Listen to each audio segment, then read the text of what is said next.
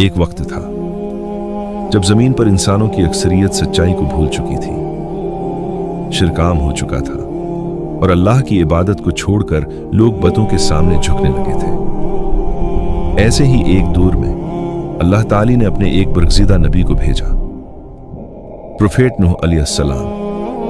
उन्होंने अपनी कौम को पुकारा, दिन में भी और रात की तारीकियों में भी, नरमी से भी और खुले अल्फाज में भी। वो कहते रहे, ऐ मेरी कौम, सिर्फ एक अल्लाह की इबादत करो, उसी में तुम्हारी नजात है।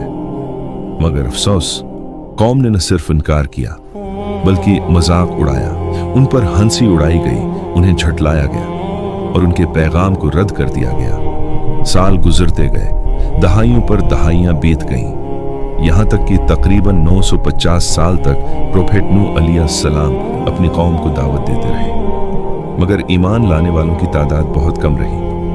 आखिरकार अल्लाह ताली का फैसला आ गया, वही नाजिल हुई कि अब अजाब आने वाला है और हुक्म दिया गया कि एक कश्ती तैयार की जाए।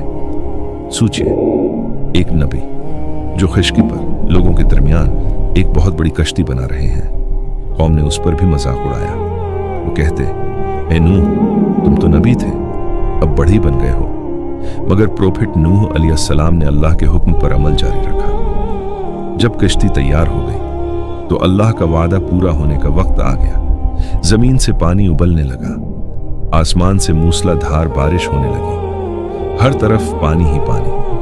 हुक्म हुआ कि ईमान वालों को और हर जानवर के जोड़े को कश्ती में सवार कर लिया जाए। और फिर वो लम्हा आया जिसने तारीख बदल दी। पानी बुलंद होता गया, पहाड़ों से भी ऊंचा, यहां तक कि सब कुछ गरक हो गया। यहां तक कि प्रोफेट नूह अलैहिस्सलाम का अपना बेटा भी, जो ईमान न लाया, उन्होंने उसे पुकारा, आए मेरे बेटे, हमारे साथ सवार हो जाओ, काफिरों के साथ न रहो। मगर उसने इनकार किया और फिर वो भी पानी में डूब गया। आखिरकार अल्लाह का हुक्म आया, पानी रुक गया, जमीन ने पानी को निगल लिया और आसमान थम गया। कुश्ती एक पहाड़ पर जा ठहरी और यूं एक नई शुरुआत हुई। ये कहानी हमें याद दिलाती है कि हक हमेशा वाज़ेह होता है।